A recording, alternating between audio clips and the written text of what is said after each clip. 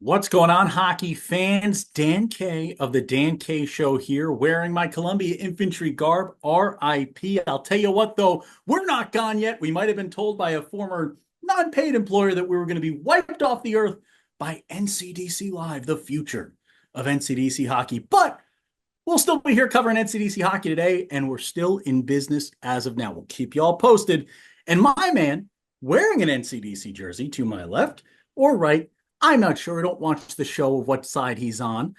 In his Spud Kings garb, our favorite NCDC squad, my left-hand man, Mike Consigliere, Monfer for another mayor, and I would never hire anyone away to replace him who was supposed to be hosting another show. Lucas Jones, what's up?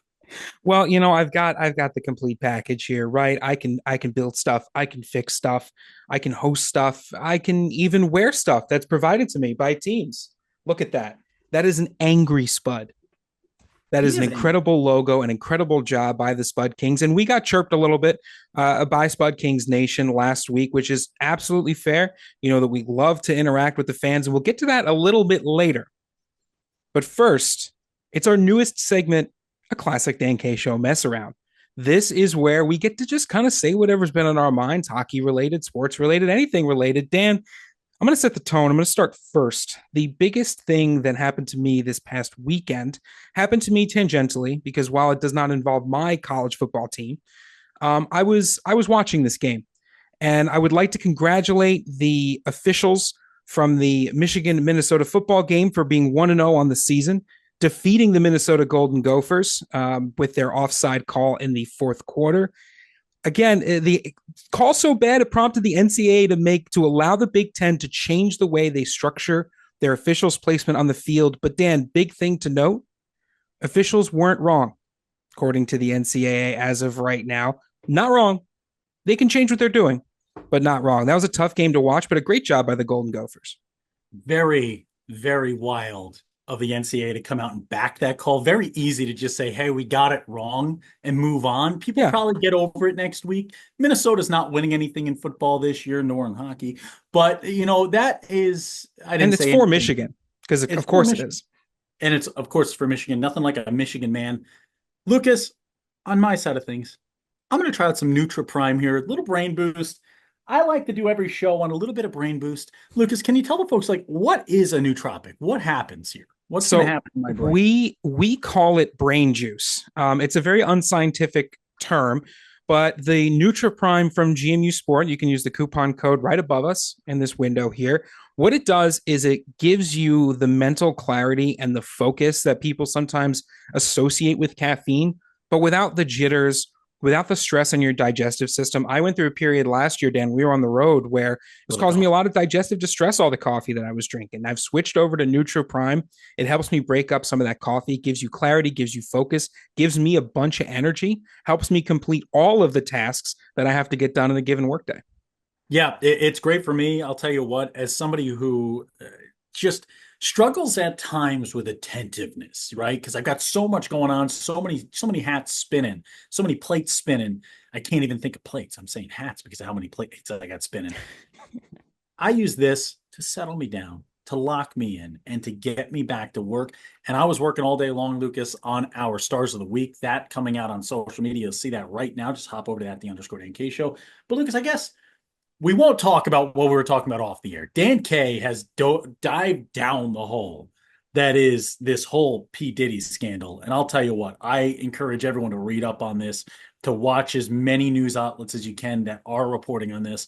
Wild stories, wild tales. I've been diving down that. But more importantly, Lucas, in this area for me, it's been stormily, right? It's been the last couple of weeks.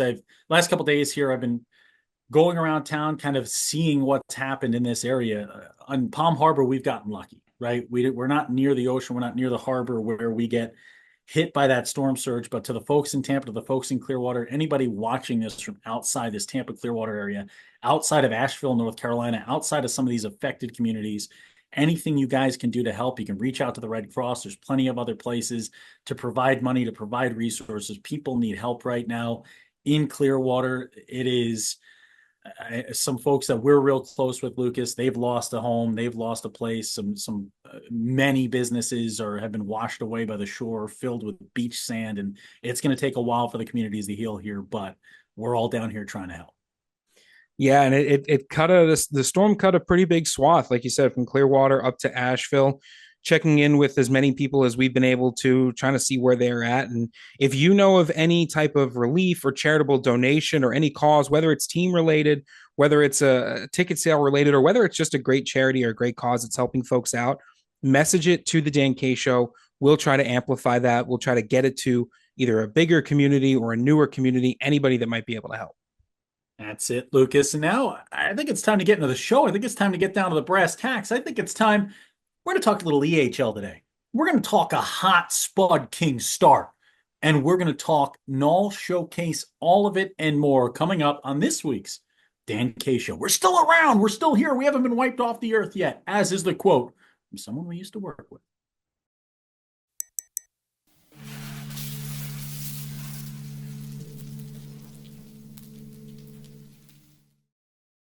Welcome back, everyone. We have survived another commercial break. We are back and better than ever, ready to talk about some EHL content that season kicking off. Pretty much every team has a handful or near a handful of games under their belt at this point. Going to give you a quick rundown of that EHL standings. Right now in the North Division, Dan, with 5 games played, the Vermont Lumberjacks coming in at 4-1, a +6 differential. The other teams in that division, they're 2 games back. I mean, they've got only 3 games played versus 5, but certainly the Vermont Lumberjacks are out to an early lead. And then the East Division, the East Coast Wizards starting things off 3-0. Dan, I know we're only 3 games into the EHL season, but for the East Coast Wizards, I mean, it's got to feel good to get those first 3 wins in the back of your pocket. Look, this team has been magic. Okay, this East Coast Wizards side, and Joey Ala, this guy is, it's not a la mode, it's a la goal early on in the early going. He's got 4 goals in 3 games played for this East Coast side. This is a young man who last season had 10 on the entire campaign in 45 games. He is on pace this season for 50 plus scores into the back of the net. What a start for Joey Ala. 2 goals in his last 2 games, one on September 30th, one on September 27th. This guy is on a 4-point run here. He's got a point in each of his games to start this season. That East Coast Wizards side, Lucas, is going to be tough to handle with Joey Ala, Teddy O'Keefe, Nate Nowitzki, JJ Alger. This is a team that is deep right now and a team that you're not going to want to handle any given day. I want to jump, though, real quick down to the South Division, because I think the South Division, Lucas, this is going to be my favorite all year long. An NJ87's team that is always a beast to deal with. But you know what's harder to deal with than a beast? A bear and a huntsman, Lucas. This feels like it sounds like Dorothy and the Wizard of Oz going out here with the Bears and the Huntsman taking on each other. 3-0-1 for the Bears, 3-0-0 for the Pennsylvania Huntsmen, a +12 differential for the Bears, a +8 for the Huntsmen, and these two teams are filled with stars. Yeah, they really are. And they kind of have 2 different approaches at it. The Bears playing hockey, they're scoring a lot of goals. It's high flying hockey, but they're giving up a lot on the defensive end. The Huntsmen, they're scoring goals, but they're locking it down on the defensive side. So it'll certainly be interesting. A classic battle between Huntsman and a Bear. I don't know who's going to win, but I'm going to be entertained the entire season. And this is a team, Lucas, who have our star of the week for the Dan K Show, Owen House, who's been a brick house offensively this year. 13 points for. He's got 6 goals and 7 assists in just 4 games played. A power play assist, a game-winning goal, a shorthanded goal. This guy kills penalties. He scores on the penalties. He is playing everywhere. This guy is the, what is it, everywhere to me. Who sings that song? I always blank out on that one. I need more Prime. I need more NutriBoost, Lucas. You do that, I'm going to have a little more NutriBoost. Yeah, you keep hitting the NutriBoost until everywhere to me. Michelle Branch. Michelle Branch. That's who it is. Michelle Branch shift. Everywhere to me. Your references are sick, Dan. Everybody knows that. Let's move on to the Central Division real quick to wrap up the EHL. Hockey Club Rhode Island in first place with 6 points. They have a +7 goal differential. Central Division, interesting look through the early going. Obviously, it's still early, but if there's any group that loves to jump out to early predictions, it's the Dan K Show. They have a +7 goal differential. The Connecticut Nor'easter, a .500 record and a -1 goal differential in second. This feels like a division to watch out for. When you have, historically, Dan, when you have differentials that are kind of all over the place, positives and negative differentials in second place, it means that it could get chaotic down the stretch. Hear me out. We never make way too early predictions, although we do have a segment called Way Too Early Predictions. And mine, the Pennsylvania Huntsmen, are winning it all in the EHL. You heard it here first. Be sure to tune into the E Show. Those guys do a great job. I'll tell you what, once fierce enemies, once fierce rivals, chatting via text with the commish, Neil Ravin, this past weekend. It's been incredible getting in touch with them and kind of breaking bread a bit and kind of letting bygones be bygones. That's been so exciting to do. And, the great work they're doing in the EHL and living up to the product that they promised, that's something I'm proud of. Yeah, and one note, Dan, your way too early prediction, you have a 1 in 21 chance of being correct. So good luck to you. Best of luck with those odds. And now we're going to move over to a team in the NCDC who certainly seems to have not needed any luck, the Idaho Falls Spud Kings, who we did get a chirp from Spud Nation saying that how could we not talk about the Spuds? That's Jesse Cohn, who we met when we were out at last year's Frozen Futures College Showcase. It was we had a great time chatting with Jesse. We always love his take on the Spud Kings. And Dan, Spud Nation, I think they have a right to be upset. They have a pretty good start to the season. They do. And I'll tell you what, Andrew Schmidt has been one of the best. 3 goals, 2 assists, and 5 points in his past weekend series with the Rock Springs Grizzlies. He was our Dan K Show NCDC Star of the Week. Andrew Schmidt is the Spud King this go around. Spud daddies, more than meets the eyes. Spud zaddies, that Z was in disguise. That's the song. That's what they take the ice to each and every game. I hope not. I hope that they have a much, not that I hope, I know they have a much better pregame program than that. So for the Spud Kings, feel free to use that, although I suspect you might not, but they certainly have had a great start to the season, and they're going to have some tough competition coming up with the showcase rolling back around this upcoming week, Dan. There's going to be some great talent out there in the NCDC West that is going to be doing battle. 3 games, 3 days. Should be interesting results. It'll be exciting, man. They got the Casper Warbirds, the new squad out there in the mountain in game 1 of the showcase on Wednesday night, prime time in front of all the Spud faithful, a house packed with potatoes. It's going to be absolutely starchy in that building, Lucas. I can promise you that. To see what Coach Smilovich has done, a 3-0 start for him, 2 undefeated squads taking on one another. This is going to be the game of the weekend, potentially, and it's on Wednesday night.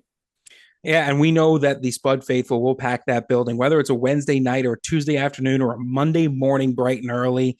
They love potato hockey, and they're going to get it this weekend. Mash them, Spuds. Mash them. Do not throw potatoes on the ice or at anyone. But it would be funny if everyone did bring a potato to the game. I just think that would be hilarious. I'm still disappointed that we just can't have Bob Churros because of the takeover. We can never have a Bob Churro now. He's been hoisted from the USPHL rafters, and we can never have a Bob Churro again. So many great marketing ideas, just unable to be used. They sit out back in a shed just in case. You never throw away a good idea, Dan. You always kind of put it in a bucket on the lower shelf, much like I have my bucket full of wires for all of my tech solutions. You never throw a good wire away, never throw a good idea away, and we're never throwing a good segment away, because when we come back, we're going to dive into the NAHL Showcase results and who might be our biggest winner of the event.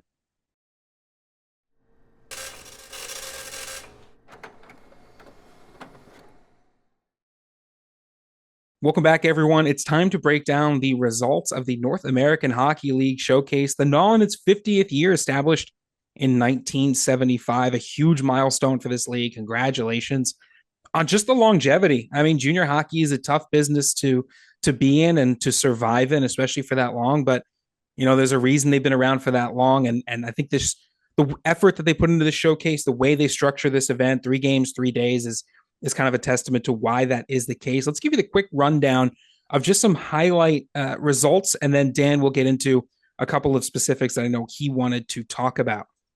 In the Central Division, the Bismarck Bobcats, they are in first place at 5-0. They went 3-0 with the showcase.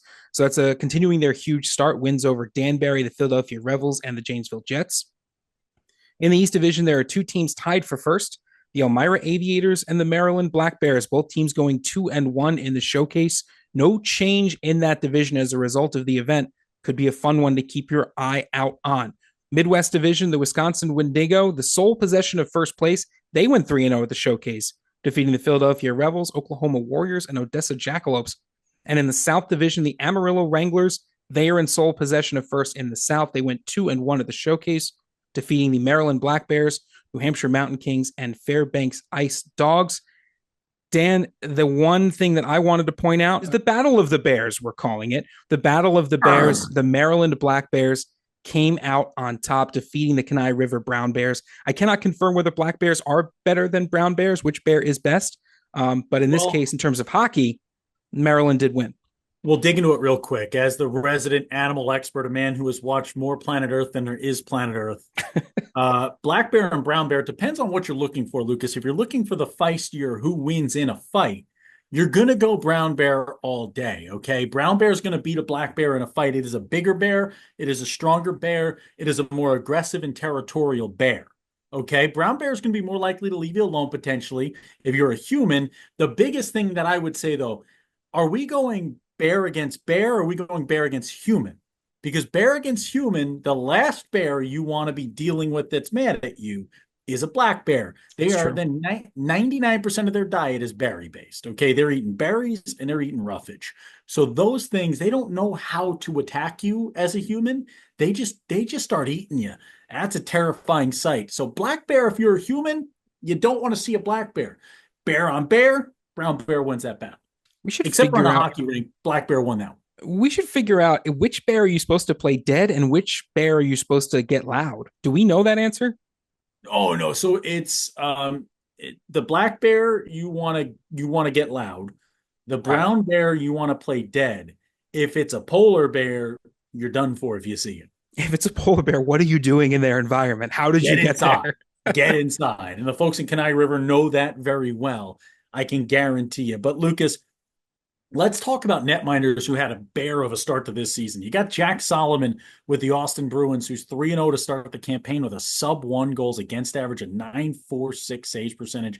This young man's hot out of the gates to kick things off. Charlie Zolan, our star of the week in the NAHL, he starts the season 5-0, a 1.36 goals against, a 9.55 saves percentage. This guy's on fire as well. But how about two guys that got promoted from the NCDC up to the NAHL this year? Great job in that ladder of development here. Nikita Volsky with the Corpus Christi Ice Rays, a guy we saw a lot of high voltage net minding from last year. He's 5-1 to kick off the season after the promotion. 1.5 goals against per game. He's given up 1.51, a 9.53 saves percentage out of the young man. And Frank the Tank Murphy, the most confident netminder I've ever met playing with the Springfield Junior Blues. This young man, a 1.57 goals against, 2-1 on the campaign, and a 9.36 saves percentage. Murphy and Volsky are two guys that I can guarantee any scout, you bring them into your building, you bring them into your school, they will help you win. And they just keep getting better, right? That's what it feels like. We've watched them for a couple of years now, and it just feels like they continue to get better. They continue to improve. Happy to see that they have gotten promoted and they are playing in the NAHL and finding success there, right? I think that goes to show you that there's a lot of great net minding that does exist in the NCDC, and a lot of great net minding around the country. And sometimes they just need to be challenged in front of a lot of competent shooters, and they really rise to the occasion. So you love to see that from those guys.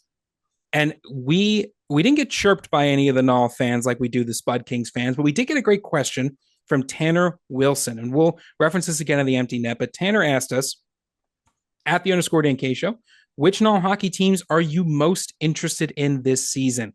And Tanner, I think our priority is to kind of take a broad look at everything, right? We want to get the lay of the land. We're going to be watching a lot of NAHL hockey this year, but I think two teams that really kind of stood out for me this past weekend. Number one, probably the Amarillo Wranglers. in sole possession of first place. They went 2-1 of the showcase. I'm intrigued by this South Division as a whole. Corpus Christi Ice Rays in second place. They are right behind Amarillo. Still very early. You've got Lone Star, the Colorado Grit, the El Paso Rhinos, Odessa Jackalopes, Oklahoma Warriors, Shreveport Mudbugs, and New Mexico Ice Wolves. So I'm interested to see what the Wranglers can do. But the team that I think had the best showcase in terms of their record and who they played is the Fairbanks Ice Dogs. They were able to go 3-0 with the showcase. They beat the Titans, the Rochester Junior Americans, and those Amarillo Wranglers to go 3-0 and continue to pile on wins in what is going to be a competitive Midwest division as well. But to go 3-0 to showcase against teams like those, I think for Fairbanks, you got to be excited about your results at that showcase, Dan. Can I just put it out there? Love this Fairbanks Ice Dogs team. Love the organization. Can we get an icy looking dog as the logo? Can we get like an abominable dog man as the logo? Yeah, we did a logo segment a couple weeks ago. The Kenai River Brown Bears right behind them were on that top 25 list for the Dan K show at number one in the logo department. Let's see it in Fairbanks. I just think an icy dog. I might put it together myself, see if I can give them some ideas. But love what they're doing right now. The Anchorage Wolverines as well, Lucas. They're off to a hot start, 3-1-1-0. This is going to be a difficult Midwest division out there in the NAHL. You look into the East Division and the Elmira Aviators with Coach Cody Murphy atop it all right now at 5-2-0-0 with a +2 goal differential. Yeah, you love to see that, right? And we're going to have some content with this Elmira side coming out in the next couple of weeks. We are securing that interview and those details as we speak. I mean, this is an Elmira team that just comes jam-packed with talent on the recruiting side, the coaching side, the GM side, really everything in between. They are going to give this Maryland team an absolute run for their money this year. The biggest difference I already see, Maryland a lot more penalty minutes. And again, it's still early in the season, but I have called out this penalty minute statistic as something where it's not a primary statistic by any stretch of the imagination, but once you start trying to get into the nitty-gritty, sometimes a team with a lower penalty minute total is a team that you can rely on to be a little bit more consistent in close games. But again, we're 7 games into the season. We've got a lot of hockey left to be played, and the Dan K Show is going to be here to cover it all. It's going to be an exciting year in the NAHL. If you want us to cover a specific story, if you have something you think we've missed out on, let us know at the Dan K Show and dankshow.com. Lucas, I think it's only time for the empty net now. Welcome back. It is time for the empty net. We start the show with a mess around. We end the show with a little bit of a mess around, but we're messing around with the folks from home. And we already talked about Tanner Wilson, who reached out to us on Twitter. It was great to kind of go back and forth with Tanner a little bit. It feels great to be included in the NAHL community, this NAHL community with the fans that love and are so passionate about this league, and start to talk to them. We love Jesse Cohn reaching back out. Again, someone we met last year while we were on site. The on-site coverage being so important to what we do and to what makes the teams in such a large space of the country feel like one big league is when you go places, you get boots on the ground. So important. Thank you, Jesse. But I did want to talk about something that Eric Schermerhorn reached out to us and wanted to talk to us about. And we apologize, Eric, for not getting back to you. It has been a heck of a off season, a heck of a start to the season. But Eric said, hey guys, good to see you have expanded your coverage of more junior hockey. There's so much good stuff out there, and you guys bring it right to the doorstep. Just a thought, many, if not most, of the tier 2 and tier 3 guys don't actually end up playing NCAA hockey. But yet there are tons of opportunities at the ACHA level in college. All 3 divisions offer great hockey and great opportunity for young men to keep playing. That is 100,000% correct. We love Eric for bringing this up. We've had a lot of good conversations with Eric. And Dan, I think you and I saw this comment, this message come in, and thinking to ourselves that this might be something that we kind of dive our journalistic teeth into in the upcoming weeks to try to shine a light on exactly what Eric Schermerhorn is talking about. 100%. And if you are a hockey parent, a hockey player, and you've got people in your life acting like club hockey isn't an option and isn't a viable choice for you, then you don't have the right people in your corner, right? To me, it's look, if I'm a Division One through and through, I know I'm a Division One through and through, and I know I'm going to play NCAA Division One. Once we get past NCAA Division One, there is not a marketable difference between NCAA Division III and top tier club hockey, especially not in terms of fan bases, right? Are we going to go play in front of an empty rink, or are we going to go play at a school with 2,000 fans in Kentucky? Are we going to play at a school in the NCAA Division III rank solely so we can be able to say we're NCAA Division III players, or are we going to go to a school that has the major we want, has the academics we want? We have to remember, once we're going to NCAA Division III hockey, once we're going to NCAA Division II hockey, once we're going on the precipice of ACHA, AAU club hockey, once we're in that world, we're in that realm, it stops being a hockey conversation in full and starts being an academic conversation in full. If you tell me you're going to get a full ride to the University of Minnesota and go be a Golden Gopher and play Division I hockey and have a chance to go play NHL hockey, go for it, man. We'll figure out the academics. We can always go get a master's degree if we don't make it to the next level after we've had an incredible time playing Division I hockey in the NCAA. If we're not doing that, we have to be making our decisions academically. It's something I did as an athlete a long, long time ago now. It's crazy how long ago it was, Lucas. It feels longer every day. And it's something that you need to be open to if you're a parent or a player on this path. And you watch it, the game at the club level keeps getting better. And if it keeps getting better enough, hopefully that entices the NCAA to create more playing opportunities at the NCAA level. So people who do snub ACHA or club hockey have a right to do it because there's so many NCAA teams out there for you. Yeah, and Eric brings up another good point towards the end of his message. He said, I've seen club teams that could compete with NCAA D3 teams across the country, right? These club teams that put in so much work into just their production, their team, their recruiting, their training. And hockey is the fastest growing sport.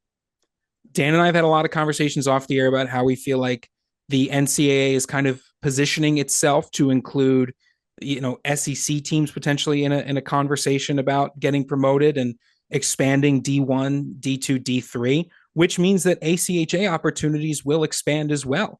Yeah. Some of these ACHA teams might end up in a lot of different places, but I think for the young players out there, don't be lulled by advisors who want you to play D1 just so it's another notch on their scorecard.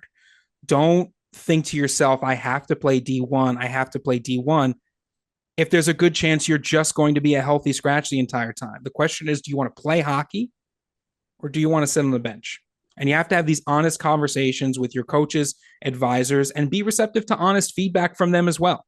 It's all about honesty for us. It should be about honesty with these conversations. The last thing we want is for a skater to go to a school that they don't want to sit on a bench, which they also don't want to sit on, or even worse, sit in the stands that they don't want to sit on. So a lot of conversations to come, I think, about this topic from Dan and I. And continue having these conversations by tagging us on our social media platforms at _Dan K Show, Facebook, Twitter, Instagram, TikTok.